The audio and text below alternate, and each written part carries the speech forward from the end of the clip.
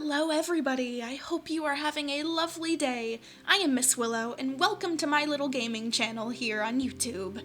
I am going to be building the classic red barn for farm animals in my little fantasy style today, so you can feel free to follow along. Let's begin. So lately I have been practicing not using a super flat world for creative builds all the time. I am trying to learn how to terraform a little bit more and become comfortable with the terrain around me, being able to have beautiful scenic backdrops for my natural builds, and hopefully this will pay off. I know I will keep improving, and I'm so excited to do so. So here I am terraforming, pardon me, the grass around the area where I will start the barn.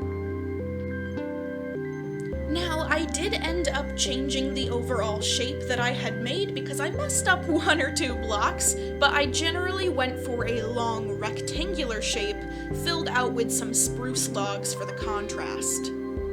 Then going ahead and filling those in on the sides, leaving one end open, I put the very light wood of the chipped birch, or the shredded birch? What do you call that? Stripped birch.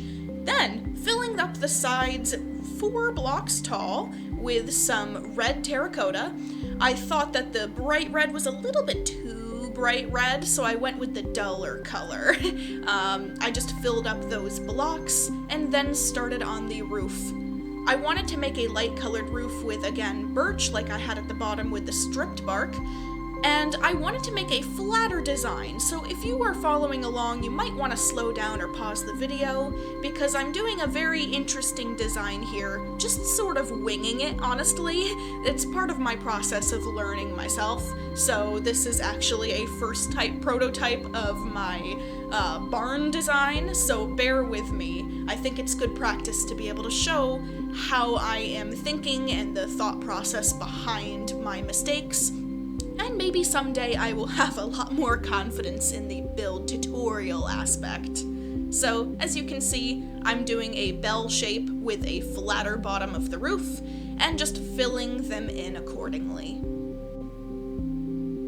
Next, on the ends, I decide to change up a couple blocks just to make sure that the red can fit in, and I just adjust accordingly where I would like the rounded bits of the underside stairs. Once it looked good, I head on into the inside of the barn and start placing some lanterns where I see fit. But yet again, it didn't add for enough light, so I opened up the back and then decided to add in some windows. But first, finishing the roof before I forget, I always love a trim of a darker or lighter color, usually darker, than I go with for the roof. So I went with a regular spruce. To go with the corners with the spruce log, I went with spruce planks as the contrasting color to the birch. I think the 3 colors, the brown, white, and red, look really nice together, and a little bit rustic. Not too modern, not too medieval, just right in my opinion. Then, after decorating the outside with some bells and apparently, I think I went with some overgrowth at the end of the video because I want a more naturalistic feel. I decided to put the spruce planks in as the floor before I'd work on the middle, the inside. What am I saying? But as I said, not enough light was showing through. The poor animals, I don't want them to be in the dark, so I added 4 nice, lovely windows on either side. Now, for the part that I am most excited about is the interior. If you've seen my latest 2 videos, I have abandoned the concept of an interior for them, which is, I was mostly thinking about working on the outsides and practicing that, but it is time for a build where I actually focus on interior design. So I add in the little stables. I'm imagining as a very small barn, this is good for chickens and possibly 1 or 2 sheep. So those are the animals that I chose for this particular barn. and I just decorated the inside with some sporadic hay, some cauldrons of water so that the animals can drink, hypothetically, and I made it cute. You can, of course, put whatever you would like on the inside and make it beautiful, maybe even putting some spore blossoms to make some particle effects. That now I just think of that and I would love to make a greenhouse version. Now, with the build all set up and some decorations on the outside, like stray hay bales, I now enter the vicinity of the new animal barn.